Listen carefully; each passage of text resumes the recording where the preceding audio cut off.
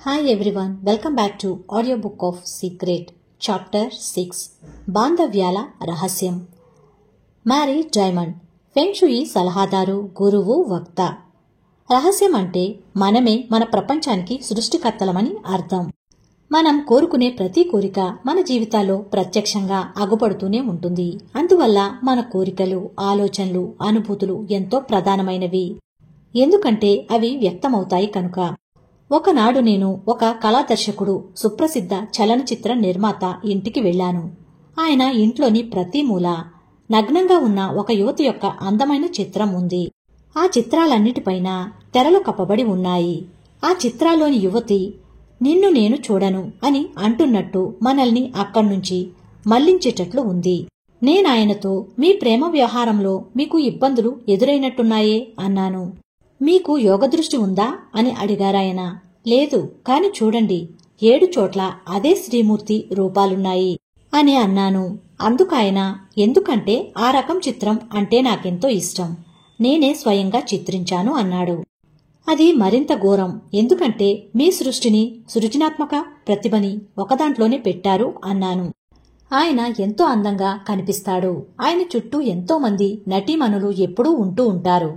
ఎందుకంటే ఆయన చేసే పని అదే కనుక. అయినా ఆయనకు ఎటువంటి ప్రేమ వ్యవహారమూ లేదు. నేను ఆయనను మీకేం కావాలి అని అడిగాను. వారానికి 3 అమ్మాయిలతో డేట్ చేయాలని ఉంటుంది అని సమాధానం ఇచ్చాడతను. సరే, చిత్రించండి, మిమ్మల్ని 3 స్త్రీలతో చిత్రించండి. మీ ఇంట్లో ఉన్న ప్రతి ఖాళీ జాగాలో ఆ చిత్రాలను వేలాడదీయండి అన్నాను. 6 నెలల తర్వాత ఆయన్ను చూశాను. మీ ప్రేమ జీవితం ఎలా ఉంది అని అడిగాను. గ్రేట్, ఎందరో స్త్రీలు నన్ను పిలుస్తూ ఉంటారు, నాతో డేట్ చేయాలనుకుంటారు అన్నాడు. ఎందుకంటే అదే మీ కోరిక కనుక అని చెప్పాను. ఆయన నాతో, నాకు ఇప్పుడెంతో ఆనందంగా ఉంది. కొన్నేళ్లు నాకు డేట్ అంటూ దొరకలేదు. ఇప్పుడేమో వారానికి 3తో డేట్ చేస్తున్నాను. నా కోసం వాళ్లలో వాళ్లు కొట్లాడుకుంటున్నారు అన్నాడు.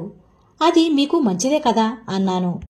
అప్పుడు ఆయన, నేను నిజంగా జీవితంలో స్థిరపడాలనుకుంటున్నా, పెళ్లి చేసుకోవాలనుకుంటున్నా, నాకిప్పుడు రొమాన్స్ కావాలి అన్నాడు.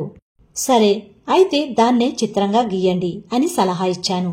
ఆయన ఒక అందమైన ప్రేమ సంబంధాన్ని చిత్రించాడు. 1 సంవత్సరం తరువాత ఆయనకు పెళ్లయింది. ఆయన ఇప్పుడెంతో ఆనందంగా ఉన్నాడు. ఇదంతా ఎందువల్ల అంటే ఆయన మరో కోరికను బయటకు వెల్లడి చేశాడు. ఆ కోరికను కొన్ని సంవత్సరాలుగా తనలోనే దాచుకున్నాడు. ఆ కోరిక తీరలేదు, ఎందుకంటే అది వ్యక్తీకరించబడలేదు. ఆయన యొక్క బాహ్య స్థాయి, ఆయన ఇల్లు, ఆయన కోరికను అన్ని సమయాల్లోనూ వ్యతిరేకించింది.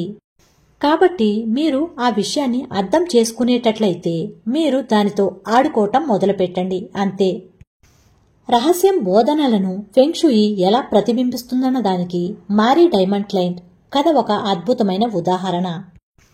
మనం మన ఆలోచనలకు కార్యరూపం ఇచ్చినప్పుడు మన ఆలోచనలు ఎంత శక్తివంతంగా సృష్టిస్తాయన్న దానిని ఇది విశదీకరిస్తుంది. మనం తీసుకునే ఏ చర్యకైనా ఒక ఆలోచన ఆ చర్యకు ముందుగా ఉండాలి. మన మాటల్లోని పదాలను ఆలోచనలు సృష్టిస్తాయి. మనం అనుభూతి చెందే భావాలని సృష్టిస్తాయి. మన చర్యలను కూడా ఆలోచనలే సృష్టిస్తాయి. చేతలు ప్రత్యేకంగా శక్తివంతంగా ఉంటాయి, ఎందుకంటే మనం ఆ పనులు చేయడానికి కారణభూతమైన ఆలోచనలే అవి కావడం వల్ల. మనలో అంతర్గతంగా ఉన్న ఆలోచనలేమిటో మనకు తెలియకపోవచ్చు, కాని మనం చేపట్టిన చర్యలకేసి చూసినప్పుడు మనం ఆలోచించిందేమిటో మనకు తెలుస్తుంది. ఫిలిం నిర్మాత కథలో ఆయన మనసులోని ఆలోచనలు ఆయన చేసే పనులలోనూ పరిసరాల్లోనూ ప్రతిబింబించాయి. ఆయన ఎందరో స్త్రీల చిత్రాలను చిత్రించాడు. వారంతా ఆయనకు దూరంగా వెళ్లిపోయారు. ఆయన అంతర్గత ఆలోచనలేమిటో మీరు గ్రహించారా? ఇంకా మరికొంతమంది స్త్రీలతో డేట్ చేయాలని ఆయన బయటికి అనుకున్నప్పటికీ ఆయన అంతర్గత ఆలోచనలు దానిని ఆయన చిత్రాలలో ప్రతిఫలింపచేయలేదు. ఉద్దేశపూర్వకంగా తన చర్యలను మార్చుకోవడం వల్ల తనకి ఏం కావాలో దానిపై తన మొత్తం ఆలోచన కేంద్రీకరించడానికి అది కారణమైంది. ఆ చిన్న మార్పుతో ఆయన తన జీవితాన్ని చిత్రించగలిగాడు. ఆకర్షణ సిద్ధాంతం ద్వారా దానికి అస్తిత్వాన్ని కలిగించగలిగాడు. మీరు దేన్నైనా మీ జీవితంలోకి ఆకర్షించదలుచుకుంటే మీ కోరికలను మీ చర్యలు వ్యతిరేకించకుండా చూడండి. దీనికి ఒక అద్భుతమైన ఉదాహరణను మైక్ జూలీ తన audio course leveraging the universe and engaging the magic లో ఇచ్చాడు. అదొక మహిళ కథ. ఆమె తన జీవితంలోకి ఒక అత్యుత్తమైన సహచరుణ్ణి ఆకర్షించాలనుకుంది. అందుకోసం సరైన పనులన్నీ చేసింది. అతను ఎలా ఉండాలని తన కోరుకుందో ఆ విషయంలో సరైన అవగాహనకొచ్చింది. ఆయన గుణగణాలను వివరంగా రాసిపెట్టుకుంది. ఆయనని తన జీవితంలో ఊహించుకుంది. అవన్నీ ఆమె చేసినప్పటికీ ఆయన అయిపులేడు.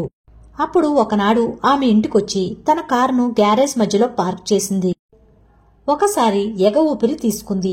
తన చర్యలు తన కోరికను వ్యతిరేకిస్తున్నట్లుగా ఆమె గ్రహించింది. గ్యారేజ్ మధ్యలో తన కారుంటే తన పర్ఫెక్ట్ పార్ట్నర్ కారుకి చోటు ఉండదు కదా. తను కావాలనుకున్నది తనకు దొరుకుతుందని ఆమె నమ్మటం లేదన్న విషయాన్ని ఆమె చర్యలు శక్తివంతంగా ప్రపంచానికి తెలియచేస్తున్నాయి. కాబట్టి ఆమె తక్షణం తన గ్యారేజీని శుభ్రం చేసి తన ఊహాసుందరుడి కారు కోసం తగినంత జాగాను మరోవైపు విడిచిపెట్టింది. తరువాత ఆమె తన పడక గదిలోకి వెళ్లి బీరువాను తెరిచింది. దానిలో నిండుగా ఆమె బట్టలున్నాయి. తన సహచరుని బట్టలకి అందులో జాగా లేదు. అందుకే తన బట్టలను కొన్నిటిని తీసివేసి కొంత జాగా ఏర్పరిచింది. తన మంచం మీద మధ్య జాగాలో పడుకునేది. కాని ఆమె పక్క మీద తన వైపు పడుకోవడం ప్రారంభించింది. తన సహచరుడికి చోటు కల్పించింది. ఆమె తన కథను డిన్నర్ సమయంలో మైక్ టూలీకి చెప్పింది. అప్పుడు డైనింగ్ టేబుల్ మీద ఆమె పక్కన కూర్చున్న వ్యక్తి ఆమె కావాలనుకున్న పర్ఫెక్ట్ పార్ట్నరే. తీవ్రమైన చర్యలను ఆమె తీసుకున్న తరువాత పరిపూర్ణమైన సహచరుడు తనకు అప్పటికే లభించినట్టు మనసులో ఊహించాక ఆమె జీవితంలోకి ఆయన ప్రవేశించాడు. ఇప్పుడు వాళ్ళిద్దరూ హాయిగా వివాహం చేసుకున్నారు. జరిగినట్టే ఊహించుకోవడానికి మరో సాధారణమైన ఉదాహరణ చెల్లెలు గ్లాండా కథ. ఆమె ద సీక్రెట్ ఫిల్మ్ నిర్మాణంలో ప్రొడక్షన్ మేనేజర్గా పనిచేసింది. ఆస్ట్రేలియాలో ఉంటూ అక్కడ పనిచేసేది. అమెరికా రావాలని మా అమెరికన్ ఆఫీస్లో నాతో పనిచేయాలని అనుకునేది.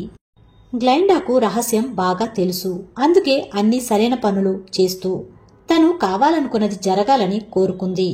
గ్లెండా తను చేస్తున్న పనులకేసి ఒక్కసారి చూసింది. తను జరిగినట్టే ఊహించుకోవటం లేదన్న విషయాన్ని అర్థం చేసుకుంది. తను అడిగింది తనకు దొరుకుతున్నట్టు ఆమె భావించటం లేదు. అప్పుడు ఆమె తన జీవితంలో తన ప్రయాణానికి అవసరమైన ఏర్పాట్లన్నీ చేసుకుంది. సంస్థలలోని తన సభ్యత్వాన్ని రద్దు చేసుకుంది. తనకు అనవసరం అనుకున్న వస్తువులన్నీ ఇచ్చివేసింది. తన పెట్టెలు బయటకు తీసి వాటిని సర్దింది. 4 వారాల్లోనే గ్లెండా అమెరికాలో ఉంది. మా యుఎస్ ఆఫీసులో పనిచేయటం ప్రారంభించింది. మీరు అడిగిన దాని గురించి ఆలోచించండి. మీరు చేసే పనులు మీరు దేనిని అందుకోవాలని కోరుకుంటున్నారో వాటిని ప్రతిబింబించేలా చూడండి. మీరు కోరుకున్న వాటిని అవి వ్యతిరేకించకుండా చూడండి. అవి నిజంగా మీకు దొరుకుతున్నట్లుగా భావిస్తూ మీ పనులు చేయండి. అవి ఈరోజే మీకు లభ్యమవుతుంటే ఎలా ఉంటుందో ఊహిస్తూ అచ్చం అలానే ప్రవర్తించండి. మీ జీవితంలో తీవ్రమైన మీ కోరికలను ప్రతిఫలించేలా మీ చర్యలు చేపట్టండి. మీ కోరికలను అందుకోవటానికి అనువైన స్థానాన్ని కల్పించండి. అలా మీరు చేస్తున్నప్పుడు మీరు ఆ ఆకాంక్షల యొక్క శక్తివంతమైన సంకేతాన్ని పంపుతుంటారు. మీకోసమే మీరు పనిచేయండి. Lisa Nicholls. బాంధవ్యాలలో ప్రధానమైనది ఆ బాంధవ్యంలో ఎవరు చేరుకున్నారో ఆ వ్యక్తిని ముందుగా అర్థం చేసుకోవడం. ఆ వ్యక్తి మీ సహచరుడే కానక్కర్లేదు. ముందుగా మిమ్మల్ని మీరు అర్థం చేసుకోవాలి. జేమ్స్ రే. మీతో మీరే ఉండటానికి ఇష్టపడకపోయిన పక్షంలో మరొకరెవరో మీతో ఉండటానికి ఇష్టపడతారని మీరెలా అనుకోగలరు?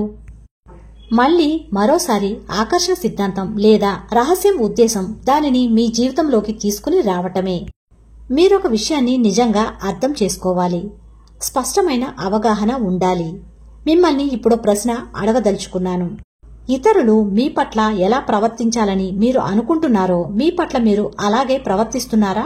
ఆలోచించండి. ఇతరులు మీ పట్ల ప్రవర్తించిన పద్ధతిలో మీరు మీ పట్ల వ్యవహరించలేకపోయినప్పుడు నెలకొన్న పరిస్థితులను మీరెన్నడూ మార్చలేరు. మీలోని తీవ్రమైన ఆలోచనలే మీ చర్యలవుతాయి.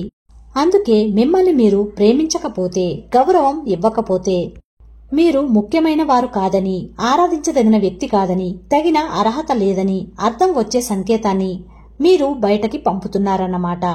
ఆ సంకేతం ప్రసారం అవుతూనే ఉంటుంది. మరింత మంది మీ పట్ల సరిగ్గా ప్రవర్తించని పరిస్థితులు మీ అనుభవంలోకి వస్తూనే ఉంటాయి.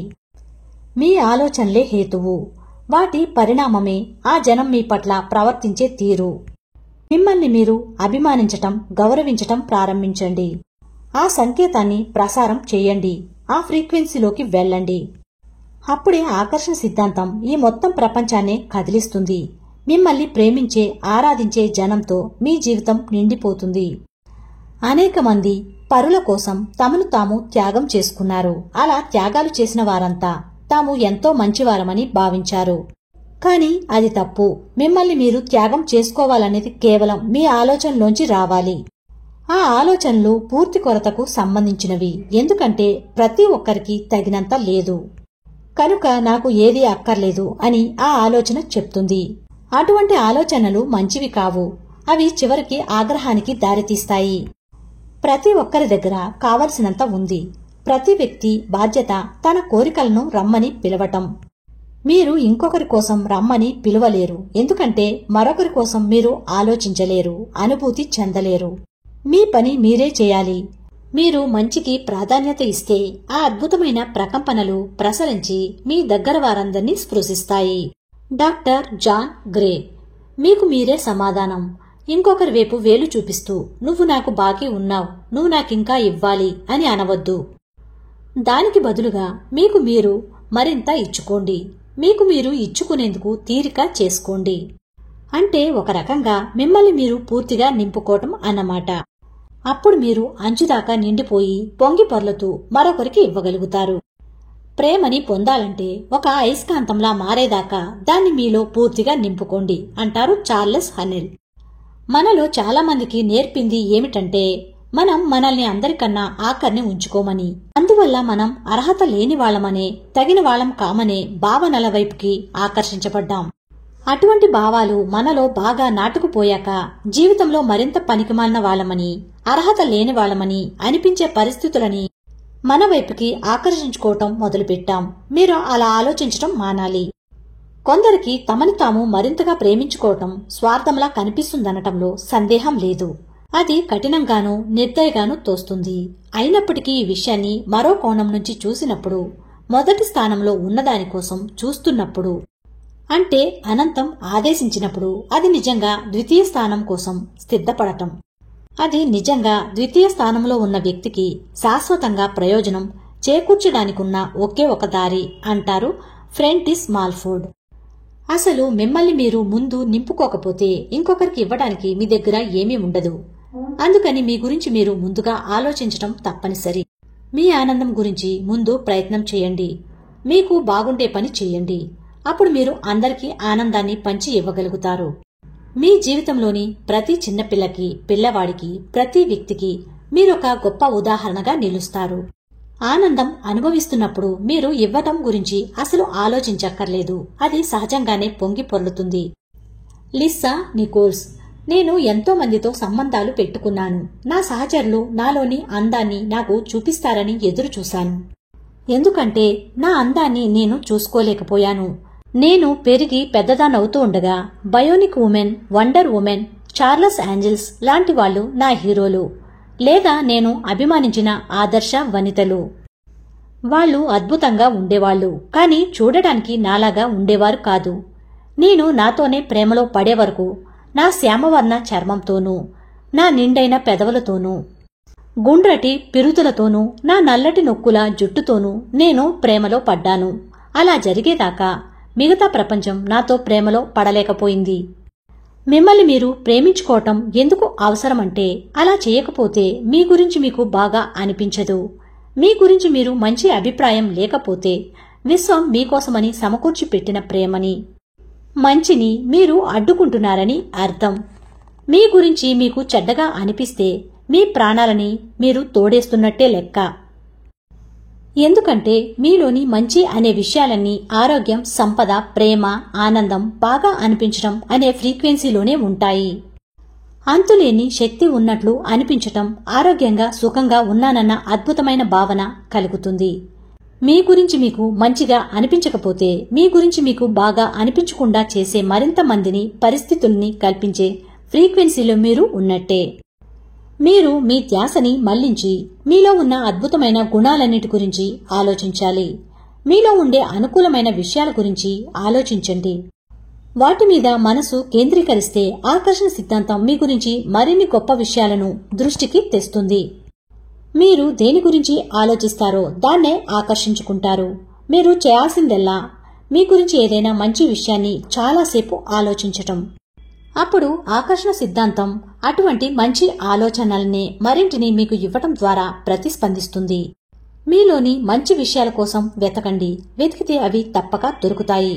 బాబ్ ప్రాక్టర్: మీలో ఏదో అద్భుతమైన విశేషం ఉంది. నన్ను నేను గత 44 ఏళ్లుగా అధ్యయనం చేసుకుంటున్నాను. ఒక్కోసారి నన్ను నేను ముద్దు పెట్టుకోవాలని అనిపిస్తుంది. ఎందుకంటే మన మీద మనకు అంత ప్రేమ పుట్టుకొస్తుంది. నేను ఆత్మస్తుతి గురించి చెప్పటం లేదు. మీ మీద మీకు ఆరోగ్యకరమైన గౌరవం ఉండటం గురించి మాట్లాడుతున్నాను. అలాగే మిమ్మల్ని మీరు ప్రేమించుకుంటే ఇతరులను కూడా సహజంగానే ప్రేమించటం మొదలు పెడతారు. మాషి షిమోఫ్: మానవ సంబంధాల దగ్గరకు వచ్చేసరికి ఇతరుల గురించి ఎప్పుడు ఫిర్యాదులు చేయటం మనకి అలవాటుగా ఉంటుంది.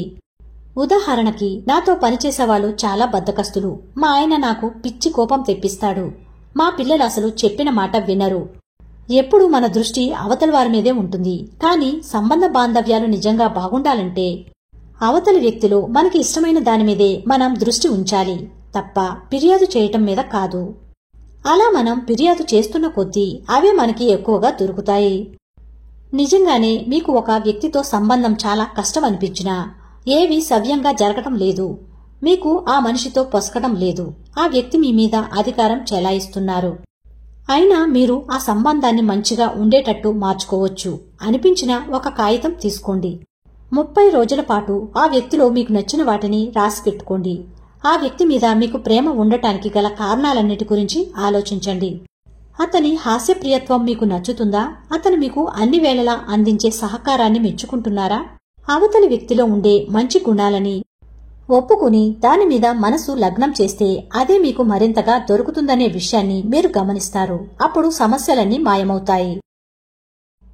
లిసా నికోల్స్: చాలాసార్లు మీరు అవతలి వ్యక్తికి మీ ఆనందాన్ని సృష్టించే అవకాశాన్ని ఇస్తారు. కానీ మీరు కావలసినట్టు దాన్ని వాళ్ళు సృష్టించలేకపోతారు. ఎందుకని? ఎందుకంటే మీ ఆనందం ఒకే ఒక వ్యక్తి చేతిలో ఉంది. అదే మీరు.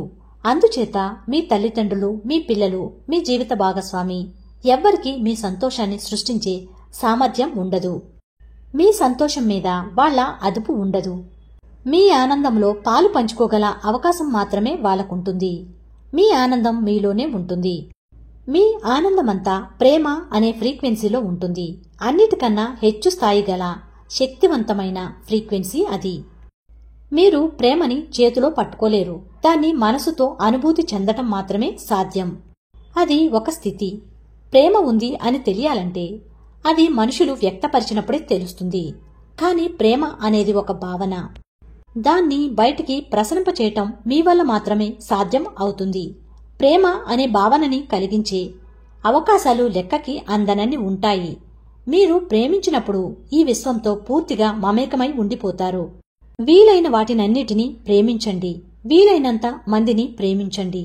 మీరు ప్రేమించే వాటి మీదే దృష్టి పెట్టండి. ప్రేమని అనుభవించండి. అప్పుడు ఆ ప్రేమ, ఆనందం మీకు వెనక్కి వస్తాయి ఎన్నో రెట్లుగా. ఆకర్షణ సిద్ధాంతం మీరు ప్రేమించటానికి మరిన్ని విషయాలని మీ దగ్గరికి పంపుతుంది. ప్రేమని ప్రసరిస్తే ఆ విశ్వం మొత్తం మీకోసమే పనిచేస్తున్నట్లు అనిపిస్తుంది. సంతోషకరమైనవన్నీ మీకోసమే ఉన్నాయనిపిస్తుంది. ప్రతి మంచి మనిషి మీకోసమే ఉన్నాడనిపిస్తుంది. నిజానికి అది జరుగుతుంది. దీంతో ఈ చాప్టర్ కంప్లీట్ అయింది. మెయిన్ పాయింట్స్ ఒకసారి రీక్యాప్ చేద్దాం. రహస్యం సంక్షిప్తంగా: ఎవరైనా ఒక వ్యక్తితో సంబంధం పెట్టుకోవాలని, ఆకర్షించాలని మీకు ఉంటే మీ ఆలోచనలు, మాటలు, పనులు, పరిసరాలు మీ కోరికలకి విరుద్ధంగా ఉండకుండా చూసుకోండి. మీకోసమే మీరు పనిచేయండి. ముందుగా మిమ్మల్ని మీరు నింపుకోకపోతే ఎవరికైనా ఇచ్చేందుకు మీ దగ్గర ఏమీ ఉండదు. మిమ్మల్ని మీరు ప్రేమించండి, గౌరవించండి. అప్పుడు మిమ్మల్ని ప్రేమించే వాళ్ళని, గౌరవించే వాళ్ళని మీరు ఆకర్షిస్తారు. మీ గురించి మీకు చెడు భావనలుంటే మీరు ప్రేమని అడ్డుకుంటారు. పైగా మీ గురించి మీరు చెడ్డగా అనుకునేటట్టు చేసే వ్యక్తులని, పరిస్థితులని ఆకర్షిస్తారు. మీలో మీరు ప్రేమించే గుణాల మీద దృష్టి పెట్టండి. అప్పుడు ఆకర్షణ సిద్ధాంతం మీ గురించి మరిన్ని గొప్ప విషయాలని మీ దృష్టికి తెస్తుంది. ఒక వ్యక్తితో సంబంధం బాగుండాలంటే అతనిలో మీకు నచ్చిన విషయాల మీదే మనసుని కేంద్రీకరించండి. అతని లోటుపాట్ల మీద కాదు, అతనిలో ఉండే మంచి గుణాల మీదే దృష్టి పెట్టినప్పుడు మీకు మరిన్ని మంచి గుణాలు అతనిలో దొరుకుతాయి. నెక్స్ట్ చాప్టర్తో మళ్ళీ కలుద్దాం.